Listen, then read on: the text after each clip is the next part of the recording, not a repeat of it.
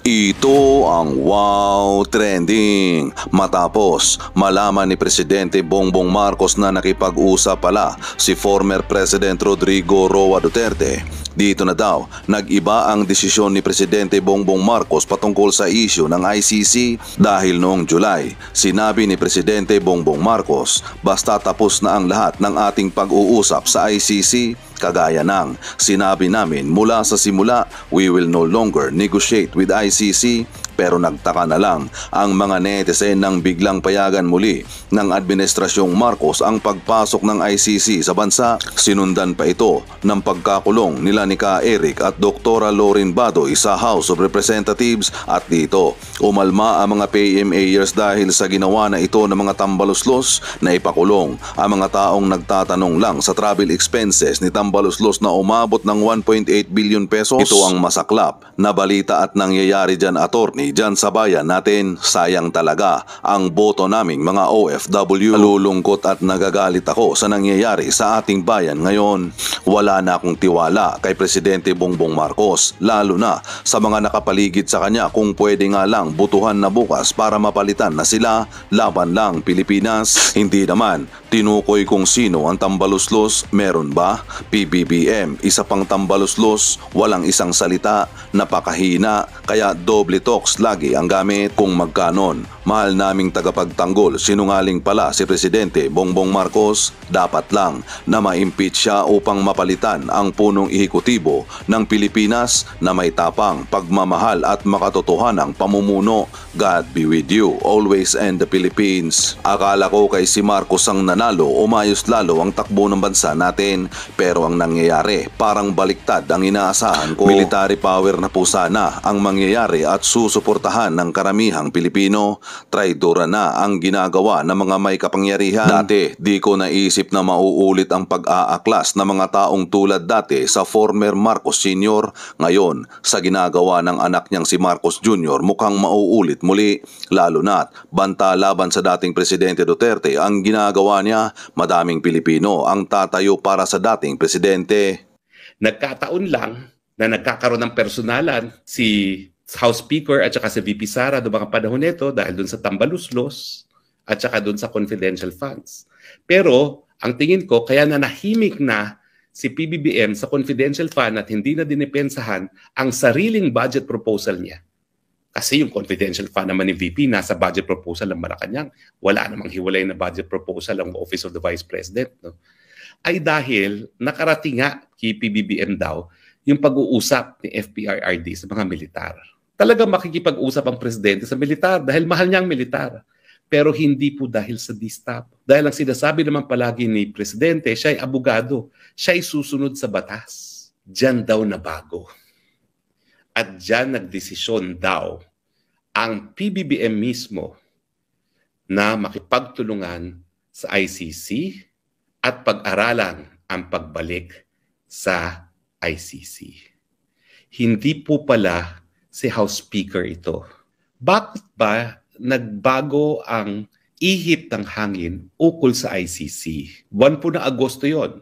Pinatawag ako ni Presidente PBBM para magbigay ng advice kung anong gagawin natin ng Pilipinas doon sa investigasyon ng ICC. Siyempre, sa mulat mula, bilang abogado ni dating Presidente PRRD, ang sabi ko, hindi na po tayo miyembro ng ICC. So wala na tayong obligasyon na makipagtulungan.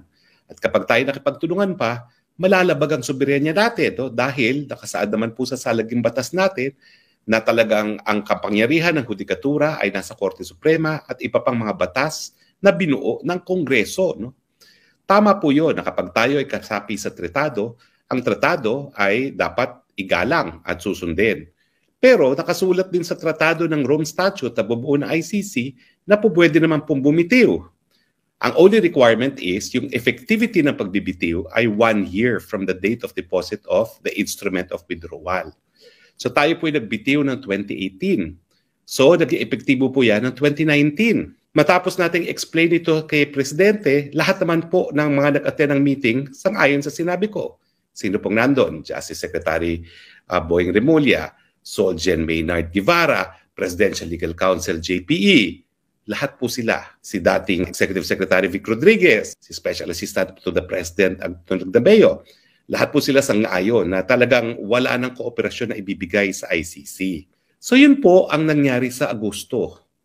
Hindi na magko-cooperate. Nabago lang yan kasi biglang nagpunta nga sa ICC ang OSG, hindi naman nagsabi kung anong sasabihin nila.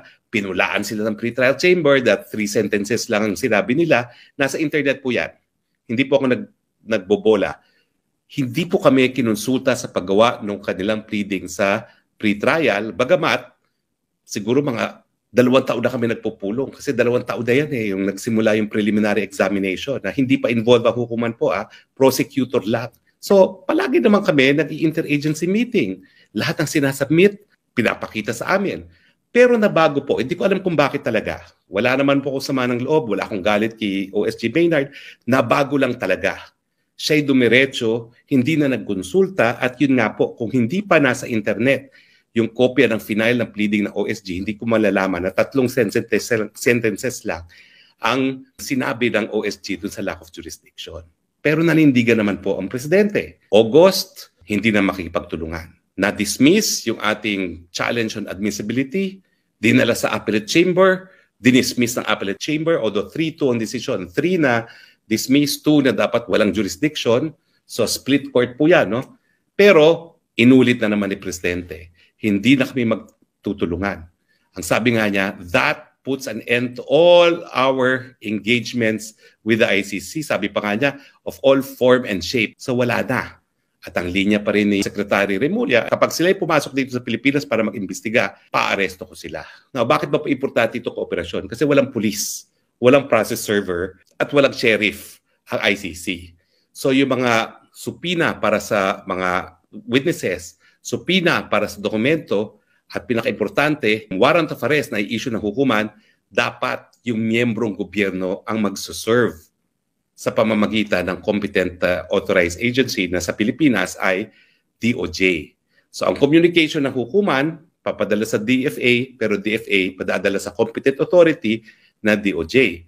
So matapos po mabasura yung apilan natin itong taong 2023, pareho pa rin ang sinabi ng Presidente. Hindi na tayo makipagtulungan. Our engagement with the ICC is finished. Siyempre po, nagkaroon ng resolution sa House. Pero parang yung paghain ng resolution, sang-ayon sa script na parang talagang nagbago ng isip ang Malacanang tungkol sa ICC. Kaya ngayon, ang huling binanggit ni Presidente, kailangan natin pag-aralan yung pagbalik nga sa ICC. Well, ito po ang aking handalaman sa aking mga bubuit. Nakarating daw kay PBBM na kinakausap ni dating PRRD ang mga militar. Hindi ko alam kung anong topic na usapan nila, pero baka may kinalaman yung sinasabi ni Armed Forces Chief of Staff Browder na distab. So at that point, nagkaroon ng duda na baka nagdi-distab itong si FPRRD. Ito po ang narinig ko sa bubuit ko, ha. Iwa naman po itong aking bubuit. Yung mga same daw na mga military officials na kinausap di umano ni FPRRD ay nagsumbong din kay PBBM na kinausap sila. Ito po ang dahilan daw kung bakit nabago ang ihip ng hangin. Nagkataon lang na nagkakaroon ng personalan si House Speaker at saka si VP Sara do mga panahon nito dahil doon sa tambaluslos at saka doon sa confidential funds. Pero ang tingin ko kaya na nahimik na si PBBM sa confidential fund at hindi na dinipensahan ang sariling budget proposal niya. Kasi yung confidential fund naman ni VP nasa budget proposal ng Malacanang. Wala namang hiwalay na budget proposal ang Office of the Vice President. No? Ay dahil nakarating nga kay PBBM daw yung pag-uusap ni FPRRD sa mga militar. Talagang makikipag-usap ang presidente sa militar dahil mahal niya ang militar. Pero hindi po dahil sa distab. Dahil ang sinasabi naman palagi ni presidente, siya ay abogado. Siya ay susunod sa batas. Diyan daw nabago. At diyan nagdesisyon daw ang PBBM mismo na makipagtulungan sa ICC at pag-aralan ang pagbalik sa ICC. Hindi po pala si House Speaker ito, si Presidente PBBM. Di umano ang nasa likod dito. At tanging namang si PBBM lang ang po pwedeng gumawa ng ganitong desisyon. Kaya nga po yung banta na nakikipagtulungan na tayo sa ICC, mukhang totoo. nagdesisyon yung aking partner and best friend. Bali for a total of 36 years, 36 years kami mag-best friend. Gusto niyang ipagpatuloy ang tulong niya sa mga biktima ng drug war. Sabi ko, hindi naman po pwede na tayo magtuluyan na akong abogado ng masasakdal na Rodrigo Roa Duterte at ikaw ay prosecutor and we belong to the same law office. So nung ako po ay bumalik sa practice, hindi na po kami nagsama. Anong relevance niyan? Kasi sabi ng mga dati naming kasama, labas-pasok daw ang mga puti na galing sa ICC. So meron po akong confirmation na talagang nag-iimbestiga ang mga dayuhan dito sa Pilipinas na labag na sa ating saligang batas. Dahil nga po, hindi na tayo miyembro ng ICC, dapat hindi na sila nag-iimbestiga. Malungkot po.